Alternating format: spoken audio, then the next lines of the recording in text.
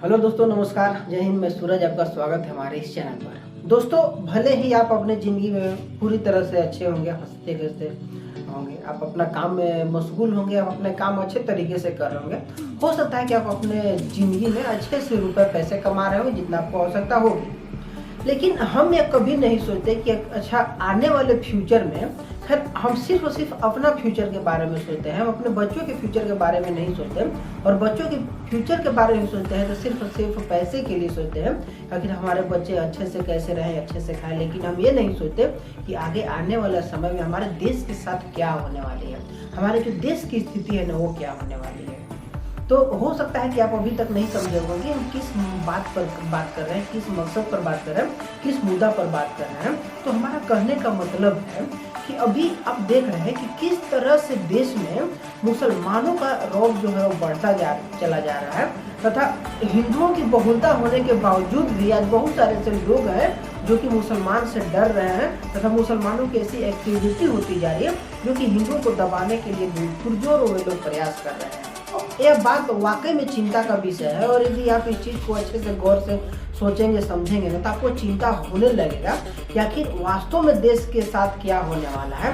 क्योंकि ये अंदाजा लगाई जा रही है कि 2029 में भले ही देश के लिए योगी जी प्रधानमंत्री के रूप में चयनित होंगे, लेकिन यह कहा भी नहीं जा सकता है। हो सकता है कि 2029 के बाद भारत में पहला मुसलमान प्रधानमंत्री बन जाए, क्योंकि ऐसी उनकी जनसंख्या बढ़ रही है। उनकी जनसंख्या को देखते हुए ऐसा हम अंदाजा लगा सकते हैं। क्योंकि आज भले ही आज हिंदुत्व इतना बिखर कर सामने आ रहा है, हिंदुत्व इतना जागरूक हो रहा है, हिंदू लोग सिर्फ और सिर्फ नरेंद्र मोदी को लाना चाहते हैं।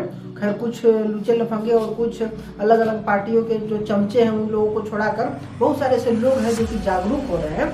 लेकिन इसके बावजूद भी आज नरेंद्र मोदी को 50% देशवासियों का वोट नहीं मिल पा रहा है।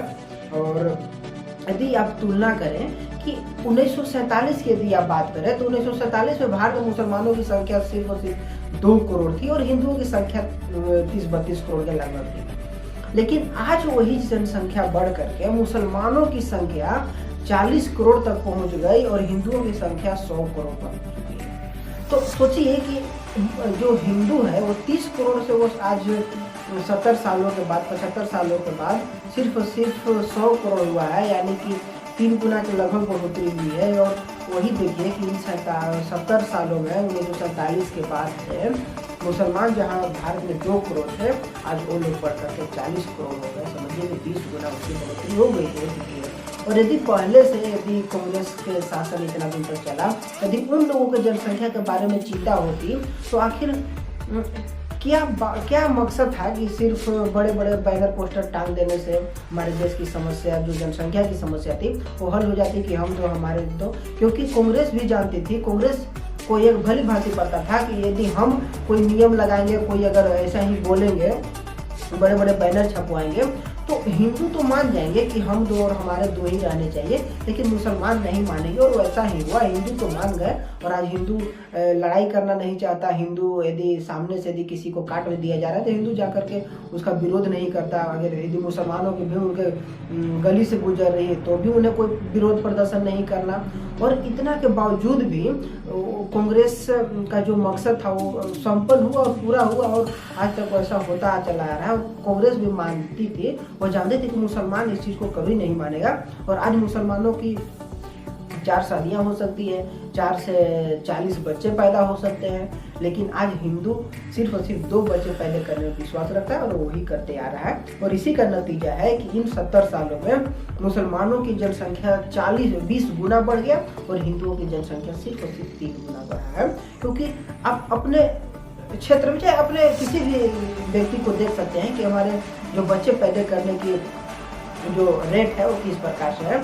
और आज की स्थिति यदि देखा जाए तो मुसलमानों का जो बर्थ रेट होता है वो 10% है और हिंदुओं का जो बर्थ रेट है वो सिर्फ 1.5% है।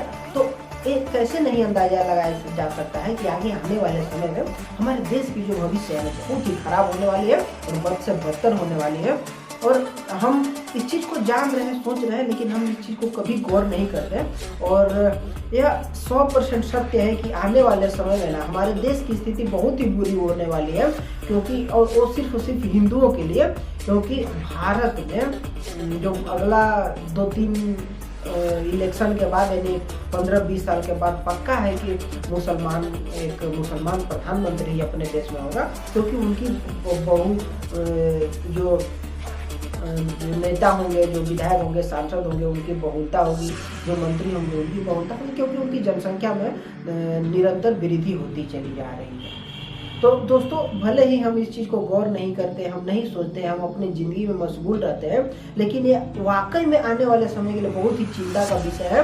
और आज न कल ये चीज़ होना ही है कि भारत हो सकता है कि मुस्लिम राष्ट्र बनने के कगार पर जा रहा है, क्योंकि आप अक्सर देख रहे हैं। खैर, हम बहुत ज़्यादा नहीं बोलेंगे क्योंकि वीडियो बहुत लंबा हो जाएगा, लेकिन आपने देखा कि कितने जगहों पर मुसलमानों के द्वारा मुस्लिम राष्ट्र बनाने के लिए प्रोपेगेंडा मतलब पूरी प्लानिंग चल रही थी। और भी अलग अलग प्रकार से हिंदुओं को कन्वर्जन करने के लिए हिंदू लड़कियों को किस तरह से प्यार के झांसे में ला करके उनका धर्म परिवर्तन कराया जाता है, और उनका अपना जो पहले से जो मुस्लिम है उनके तो अंधाधुंध बच्चे पैदा की जा रही है, लेकिन साथ ही साथ मासूम हिंदू लड़कियों को फंसा करके, प्यार में फंसा करके उनका धर्म परिवर्तन कराया जाता है तथा उनसे भी लगातार उसी प्रकार से बच्चे पैदा कराए जाते हैं। तो ठीक है दोस्तों, आज के लिए इतना ही। थोड़ा चैनल को सब्सक्राइब कर ले और थोड़ा सा ध्यान दें, क्योंकि मैं बात करता हूँ देश की। खैर, हमारी उतना